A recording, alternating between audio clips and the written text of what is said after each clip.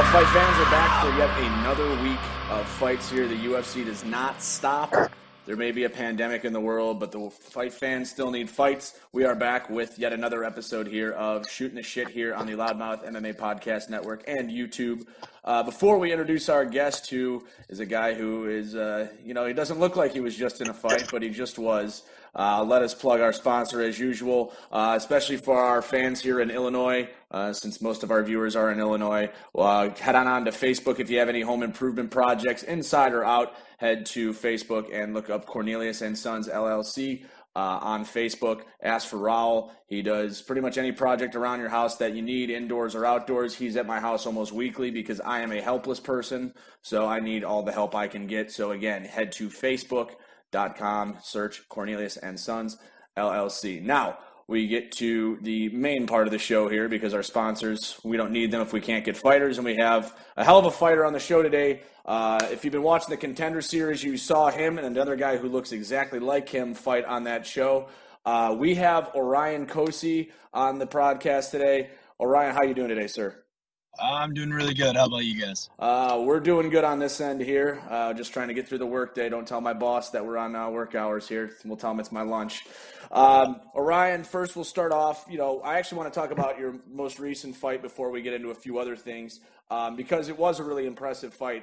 And maybe your name wasn't as big, or your brother's name wasn't as big coming into the Contender Series, but coming on the way out, I think you guys really made a name for yourself. So going into that fight, I'd have to assume you guys didn't have a long training camp, especially knowing who you're fighting, just given the circumstances. So how did the lockdowns and COVID affect your training camp going into the Contender Series? About how much time did you have to prepare for that as well?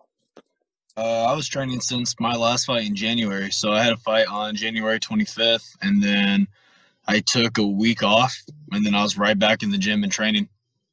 So you weren't affected. Was your gym closed down, or if it was closed down, were you training outside the gym and maybe at your house, or how were you doing that? Yeah, no. When everyone's saying, I can't fight right now because of COVID, I'm not able to train the way I need to train, it's just an excuse. If you have gloves, if you have mitts, if you have friends that also train, you guys people could literally be getting together to train. And that's what I was doing. I was just training where I could, when I could, how I could, gyms were shut down for a good month and a half, 2 months almost, but I was outdoors training. I'd go for hikes, swim, running, push-ups, stuff like that. A lot of the people saying, well, what about weights? It's like, dude, just get an axe, grab a couple of rounds of wood, and start chopping wood. There you go. You start building your power that way. Do pull-ups, add weight, have people hold on to you, do resistance workouts. But overall, even the wrestling and stuff, you can go to the beach or you can go on the grass and do some drilling. So there was no excuse for why a lot of these fighters right now are saying they're not able to get that adequate training like they can inside a gym. It's like, make the world your gym. You don't have to, if you're dependent on one area to make it your focal training point, then you're not really a true athlete.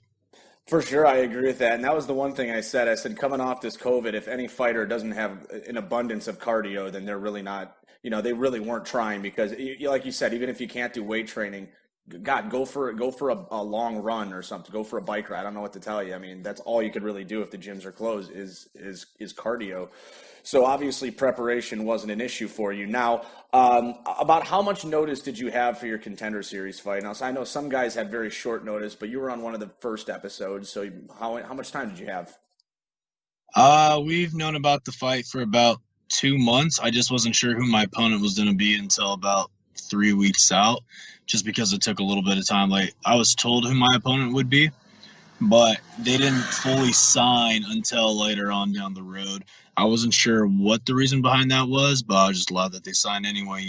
They had a couple of names offered. I told them, give me the best possible fight. I want to fight the best of the best to prove I belong in the UFC. And when they told me, I'd be fighting Matt Dixon, I just saw he was another dude undefeated as well, who worked hard to get to where he was. I didn't realize he was the number 4 prospect in MMA.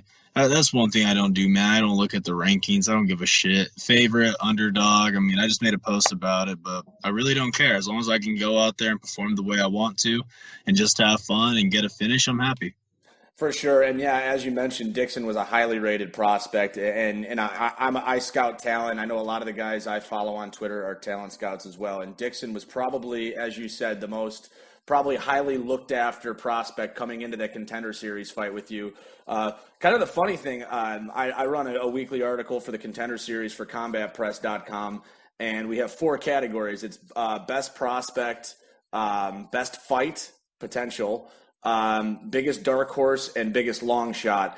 And it was just funny because I said the best prospect was Matt Dixon because I was on that train as well. But I had the dark horse as the Cosce brothers because I said these guys are not as well known as a couple of the other guys on here, but just watch their footage. These guys are clearly 2 guys you want to watch, despite the fact one of them's fighting in the main event, which means he should have a little more spotlight, and the other one's fighting the supposed top prospect. I mean, obviously you blasted right through that, and it was a really impressive performance, and you finished him. Which was the big thing. And Dixon obviously was undefeated, a super good athlete. So in that fight in general, what were some of the things that Dixon did very well, and what were some of the things that he maybe did not do as well, or that you were better at that you beat him in? Just from my stand view, I think in the first round he did a really good job at timing those takedowns. The first takedown I just got right back up, but then he realized he wasn't going to do that again. I changed my base when it came to being against the cage instead of standing up tall like I did.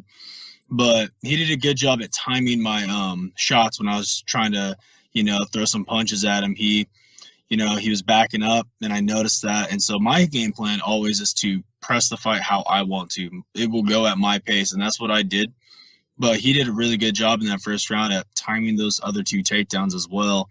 But he didn't do much with them. Yeah. And that was something that he wasn't going to be able to do, was just hold me down. And even if he did, I was going to hit him. And that's what I was doing. Like, I was on top, or I was on bottom, but I'm still slapping him in the ear, slapping him in the head, landing those shots, working my way back up, landing some more strikes. And on the way back up, when I know he's about to throw strikes, just cover up, break off, reset new, and then just pressure forward. He did a really good job though with timing, but that was the problem, is I made those adjustments going into the second round. I knew going forward he wasn't going to take me down again, just because I can make it to where I can time what was about to happen. I'm not going to overimpose at that point anymore. I was going to make sure that I imposed my own will and have him play into my game, rather than me continuously just march forward, overextend on my shots this time, trying to land heavy, versus, picking and choosing my shots when they would land heavy. That way it would force him to come in to try to grapple. Because when he had me against the cage, honestly, that's just me resting there. Yeah. I'm throwing all those shots. I'm hitting them in the ears. I'm landing my shots. And I can get off the cage at any point. But the thing was, I don't want to grapple back if I don't have to. Right. The main thing was I wanted to wear his arms out more and more. And we saw that after the first round, he was kind of already gassed out a little bit. But going into the fight, he said he's in the best shape of his life. He's more than ready for this fight. And I think the difference is like, even I got training partners at Alpha Male that'll say the same thing. Like, going with me for a round is fucking draining. Like, even if they're grabbing me, it's like, it's my body size. It's weird. Like, I'm super dense. So like when I want to wear heavy on somebody, they feel it and they're like, fuck, man, like going with you is like going 2 rounds almost, going 3 rounds almost, because I'm just nonstop moving forward. Yeah, for sure. And that's the other thing too. That was my one criticism of Dixon coming into this, is that's not the first time he's been gassed. Is actually his last fight with Justin Patterson. I thought the same thing. I thought he gassed in that fight as well. So again, cardio pays off, and I'm sure I don't think there's any MMA fighter who would disagree with that, because you may not be as skilled as somebody, but if they get tired before you always have that shot. And that's in any situation. Now, obviously, you mentioned you're an alpha male. First off, is your brother also at Alpha Male? Because I feel like I didn't see the Alpha Male guys in his corner. And second off, how is it fighting on the same card as your brother? Was that a little weird, or is that just something that you guys are used to? I'll answer the first question. I am at Alpha Male, but I'm also at Lost Boys. So when I travel where I'm from, that's where my brother resides right now. So he's over at Lost Boys Gym, where we started actually doing our amateur MMA careers at. But we're just humble boys, man. We're native Italian kids just trying to make the best of what we had growing up and making it to where our future generations gonna have it better off than we did growing up. But Lewis is still out there at Lost Boys, so that's why Brian and Brian, 2 Brians. One is the striking coach, one's the jiu-jitsu coach. It's confusing. when I fought, that's why, one of the Brian Wilson, was in my corner as well, because he cornered both me and my brother. That was actually, I think, our 5th or 6th time fighting on the same card together. We really don't shit, we just want to fight. We enjoy fighting, and I think, if anything, there's no nerves. Like, oh, do I have to perform better than my brother? Like, we've wrestled together our whole life, so it's one of those things where even at wrestling tournaments, we'd watch each other wrestle, be pumped that, the other person won. But going into certain fights, it's kind of the same thing. We're like, all right, let's go out there, whoop ass. And I'm actually happy my brother got the main event slot, because in all the previous fight cards we were ever on, he always fought before I did. Mm-hmm. And so I think the last fight card we were on, he was 2 or 3 fights before mine, but it also gave him time to be able to shower and to go and corner me. Mm-hmm. And that was last year in August. But no, we enjoy it, man. We've always enjoyed fighting on the same card, because then at the end of the day, it's like, dude, that's awesome. Like, we both won. Now we're super pumped up. We're super hyped. Like, we can both talk about our fights respectively. And that's something we like to do. We're best friends. I hear a lot of like sibling rivalries and stuff like that, but for me and my brother, we're best friends. Now, this is, a question I just thought of by you saying that, but would you ever say the UFC, hey, it says, hey, we want you to fight Lewis. Would you fight Lewis in the UFC? Lewis and I have already said as a joke that it'd have to be $500 million each, untapped, the IRS touch it, and pay-per-view points, 50% of the pay-per-view point. So it's very, very unrealistic. No, there's no point. There's no point of trying to see who's the better brother. I mean, my brother and I, we were talking. I'm the bigger one, obviously. I'm bigger than my brother is, but out of respect and love for the both of each other, we want to go undefeated our whole entire careers. And that's going to be the big buildup is, hey, what would happen if these two fought? And we're just going to leave it at that. For sure, yeah. And I remember I saw a regional card in Canada once where they couldn't find the dude an opponent that was the same. I think it was a heavyweight or a light heavyweight. And then the only other guy in the area that was the same size was his brother. So they matched the two up and they fought. So obviously that wasn't for pay-per-view points or $500 million, because it was some no-name show in Canada. Now, obviously, again, speaking of your brother, you guys grew up together, obviously. Really interesting story. You guys grew up on a reservation, correct? And, you said sometimes, you guys were left to fend for yourselves, and you'd have to go, when you say fend for yourself, like, what are some of the things you'd have to do? Like, go hunting, et cetera? We knew how to fish, so that was easy, but, like, sometimes we just run to like neighbors' homes and hope they were home, and maybe that was like right up the road or a couple miles away. Like where we're from, not everyone lives super close together. Rural, yeah. Knows each other because of how like small of a community it is. There'd be times though, like shit, like we'd try to hitchhike to the store or something to get some stuff, or if we got lucky enough, I learned how to cook at a very young age, so I was able to open like a can of beans or something like that. Make food for me and my brother. If we had oatmeal, it's cool. But being little kids growing up in the woods, like a lot of people, there were days when the family was there, but there's times where they're gone for 3-4 days at a time, and we're just kind of there, and like we're thinking that's normal growing up, and then I'm hearing people saying, dude, that's not fucking normal, especially where you guys live. Like if you don't have electricity, what were you doing? If you ran out of propane, how are you gonna cook? And there's times where I invited some friends over. I'd be like, yeah, man, I'll just cook right outside. I was like making a little makeshift fire pit. That way we can cook over, a campfire. And I've done that plenty of times. And there's times where, shit, just middle of the night, wondering what time our family's going to be showing back up home. But, there's also, it doesn't sound bad, but there's a lot of stuff that we saw and a lot of stuff that we dealt with growing up that was fucked up. Sure. That no ever have to witness. But I'm not going to sit here and also say that I've had the worst life ever compared to other kids. I know there's people who've had way worse lives. All I'm saying is, the way we grew up was pretty fucking rough.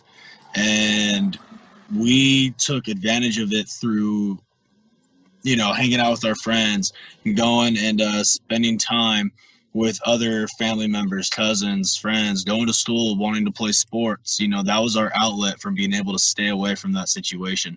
I actually wanted to play sports just so I didn't have to go home. Yeah, like, I used to be a teacher, and that's what a lot of kids used to tell me too. I'd be like, why aren't you taking practice seriously? They're like, well, I'm just here because I kind of just don't want to go home. And I'm like, all right, I guess, So, yeah, that's not the first time I've heard that. For me, I was super serious about sports. I loved it. I knew that was the outlet. I knew that was going to be my way out. I played football, basketball, baseball. I was a multi-sport athlete, but my passion is always wrestling. Yeah.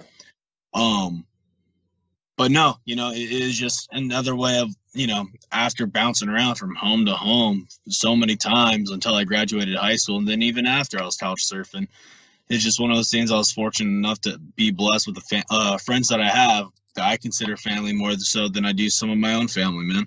Sure. It's one of I hear people all the time be like, yeah, but they're your family. I'm like, fuck, you pick and choose what family is. To me, family isn't blood. Family is the people you choose. Right. I have blood family that I fucking despise. I'm not going to sit here and lie. I think they're fucking pathetic losers because they make the wrong choices. They make those bad choices. And then when you got other families saying, no, you got to defend them no matter what, it's like, nah, they're fucking losers. I don't defend. Yeah, I never understood that either. Just because someone's family, you have to like them or respect them or something. That's absolutely not true. I think you should have a little bit more tolerance for them than a normal random person or somebody. But yeah, that doesn't mean anything in terms of having to like them or respect them or generally be required to be around them or spend time with them. I 100% agree with you on that. Now, before we get to this weekend's UFC card, I did want to touch on something that has really been kind of a blessing for anybody who's been taking part in the Contender Series so far. I think last night was the 4th episode this season of the Contender Series. There's been a bunch of people signed, obviously, and I think maybe not half, but almost half the fighters who've been signed to a contract this season already have fights scheduled, whether it's Impa Kasanganay, who's actually fighting this weekend, which means he's got like a less than a 2-week turnaround, to other guys who've, Dustin Jacoby booked a fight at the end of October. It's a little bit more time to prepare. Obviously I think I know what your answer is going to be, but how quick do you want to turn around from your victory from the Contender Series this season? My weight's at 193, man. Like I said, I'll fight at 170 or 185 or even a catchweight if a guy's trying to drop from 85 to 70 and wants to do it at 180 or 175. I'll hit all 4 of those weights. Let's do it again in 2 weeks, man. I mean, NSAT said I had a 30-day suspension, so it's one of those things. I just have to deal with that shit. But at the end of the day, it's all good. So your 30-day suspension would be up conceivably mid-September, so you couldn't fight before mid-September. Yeah, but I'm waiting on them to call me back and be like, hey, are you good? I'm going to be like, yeah, I'm good. Like, let me get a fight on September 19th. So I'm hoping, if they can book me for September 19th, I'd be happy because that's technically when the 30-day suspension is ended. It ends as of the 18th. Oh, so yeah. Just be one of those things where hopefully they allow me to fight sooner than later. If not, I'd like to fight on that Halloween card if possible or the first week in November. But it just depends on what the UFC wants to do. There's a possibility that my brother and I debut on the same card maybe. It'd be the talk of the show again just because I don't think the UFC's ever had a card where the brothers have made their official UFC debut together at the same time. It's usually they make their debut separately. Right. Down to fight together in the same card, so. Yeah, that would be cool too also. And then, kind of like you were saying, turnaround. Now, this is the other thing I was thinking of before we get into that card on Saturday. Do you think, and maybe not so because obviously it got you your contract, but given the circumstances with all these dropouts and these late replacement fights with guys the UFC are just signing, do you think the Contender Series at this point, at least at this time, maybe not until next year, is kind of obsolete? Because there's been a few guys that the UFC has signed for late notice fights that I don't even think were Contender Series ready, in my opinion. It's just that they put them on the cards because they needed to fill cards out. I mean, would you give the advice to somebody who was maybe taking a later Contender Series fight, maybe like Contender Series 8, 9, 10, maybe, hey, don't take this fight, just be fight ready, and if a fight drops out, just take that fight? No, I mean, it's tough, man, because with Contender, you have the opportunity to have people hear your story versus hopping just straight onto a prelim card and no one hearing your story. So, I think in a sense, my brother and I, we could have been like, I was asking for short notice fights. I was like, dude, give me that fight. I'll knock that motherfucker out. And they were like, no, like we're set on having you and your brother on this show. And I was like, at first I was like, whatever, man, I just want to fight. I've been training. if this fight gets me that contract, that's cool. But also, taking a short notice fight doesn't guarantee you a contract. That's You true. you take a short notice fight, and I mean, look at what's his name, Roshtov. Yeah, we've had him on the show twice. Yeah, look at what happened to him. That's He got true. cut. Yeah, And I think that was more of a favor to him, though. I mean, I think he really is a top prospect. Despite the loss, there's definitely things he needs to go back and work on. But yeah, go ahead. I mean, he went to the third round saying no, and a lot of people were shitting on his coach. But at the end of the day, man, your coach is anyone who's been through it. Any sport you're in, your coach will always be like, no, you get the fuck back out there. You can do this. I believe in you. Because if your coach really thought you're getting your ass whooped that bad, they would throw in the towel. Like, you see it all the time. But if your coach is saying, dude, just take it to the fucking ground, take him down, you win this fight, and your heart's just not in it, that's because you're gassed or whatever. You just don't have the heart to be in the sport. But I get it. From a standpoint of the UFC, they can't have that because who's to say he's not going to do that again? Right. No disrespect to the guy, but when I was watching that fight, I was like, dude, he's just tired, but he should go fucking out there and fight. Like, he should go out there and finish this fight.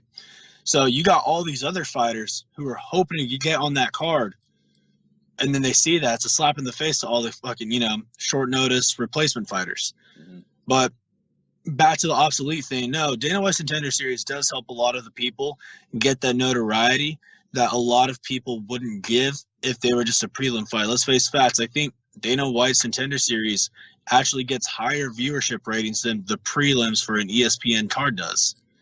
I wouldn't be surprised by that. Yeah, I don't know if that's true or not. I'm just guessing. But, I mean, when's the last time you've heard of anyone be like, hey, man, did you see those prelims versus, hey, man, did you see those guys on the fucking Contender Series get their contract? Yeah, like, check these. Just from the Twitter activity, I mean, just like last night, just watching the Contender Series, my news feed is just going down, up and down and up and down with people just commenting on it. I agree, and you don't see that in the prelims as much. I agree. I wouldn't be shocked if that number was true. Yeah, I'll look into that, see if that is true. That way I don't sound dumb here and have somebody watching this like this fucking piece of shit doesn't know what he's talking about. Don't worry. If there's one thing I can say about their viewers, it's that they don't research anything and they're very unintelligent. So. Just be happy about that. So, yeah. So let's take a look. We'll take a look at the top two fights on this weekend's card. The UFC, I think it's technically UFC Vegas 8. They're at the Apex here. The co-main event, you got the former welterweight champion Robbie Lawler. He is actually taking a late notice fight here. It was supposed to be Jeff Neal, a former Contender Series guy, taking on Neil Magny. So why don't you give us what your thoughts are on this fight about Lawler and Magny, and if you have a fight prediction, we'd love to hear it. Both bangers, man. Both good strikers. I feel like Robbie Lawler has the better knockout power, but I also feel like Magny has a better precision. So it's going to come down to, can Neil Magny keep those shots going? Because we've seen Robbie Lawler taking punishment over the years now, so who knows how much more punishment he can take. If Magny keeps the strikes, keeps Lawler guessing on the strikes and keeps that pressure, we might see Lawler fade away in the later rounds. But, Lawler's also one of those guys where in the later rounds he kind of thrives because he starts throwing harder. He becomes more dangerous. So, it's a toss-up on that one. But I do want to see Lawler win, just because I grew up a Lawler fan. But, for Magny, if he wins this fight, he's right there. He's right there with the top of the top. Yeah, you're right about that for sure. Kind of with what you were saying, I think Magny needs to throw in volume. He needs to get in and get out because, you don't want to eat a Robbie Lawler strike. I mean, anything that he throws is he doesn't throw to tap you. He throws to knock you. So I'm with you on that. I think, Lawler, like you said, he gets stronger as there's more adversity. I think it's not as the fight goes on. As there's more adversity, he gets crazier for some reason. I think your breakdown of the fight's pretty point on. I'm going to take Robbie Lawler here because there is that one punch knockout possibility. Even if he's down on the cards, all he has to do is land one and it's over. But yeah, this is a great stylistic matchup. I think this is actually, you don't think of Magny and fight of the night as much, but I think this is a fight of the night contender just based on the style. I think it's gonna be a 3-round battle. You think so? I think it'll be a 3-round battle. And then, there's a possibility that if it does end sooner, that's because someone got the stoppage. But I see Robbie Lawler either getting the stop late or the decision, just because, that power. Yeah, and I think that's the determining factor too, because even if Magny outstrikes him in volume by a little bit, the power shots may carry more on the judges' scorecards than the volume, and Lawler definitely has the power advantage there. So moving on to the main event, and then we'll get you out of here. I'm sure you got some stuff to do today. We have light heavyweights. Anthony Smith coming off that brutal beating at the hands of Glover Teixeira. He's going to get a shot in the main event here. He's taking on Alexander Rakic or Rakic. I think I say it right. I think John Anik says it wrong, but what do I know? Rakic, is a kickboxer, very good and technical, also very powerful, good power.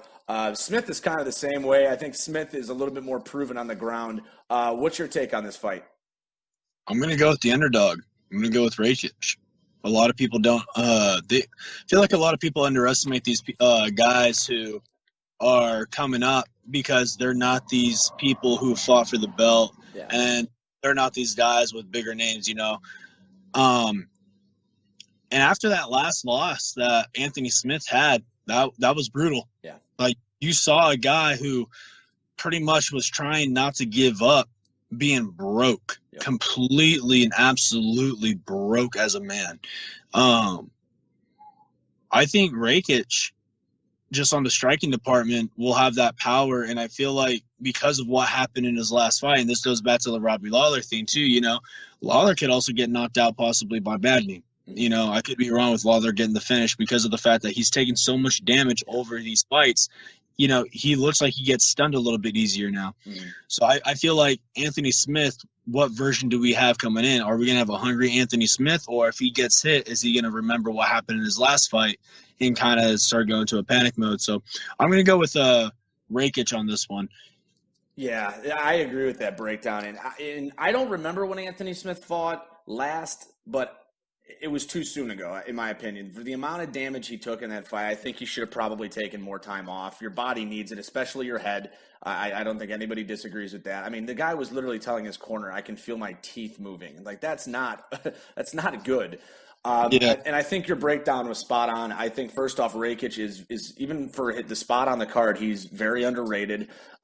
Smith, like you said, has been in wars. He's more susceptible to taking damage early on, like you said with Lawler as well. I think you're right there.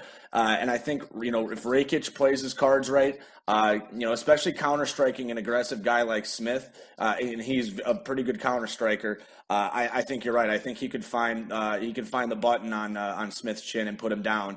Like I said, I really wish Smith would have taken a little bit more time off than he did before this fight. But, he's a fighter and he wants to get back in there, so you got to respect that, I guess. Orion, I really, really appreciate you coming on the show today. Really looking forward to posting this one. It was very interesting. It's always good to have Contender Series guys on the show. Before I let you go, is there anything you want to plug, anybody you want to thank? Go ahead. The floor is yours. Yeah, you can follow me on Instagram and Twitter at Galaxy Cosce. Twitter, I'll just post random bullshit. Whatever I post on Instagram will probably be sent over to Twitter. I don't care for Twitter. I only have it because I was told I got to have it for the fucking community bullshit. I think we should just cancel Twitter in general, though. I second that.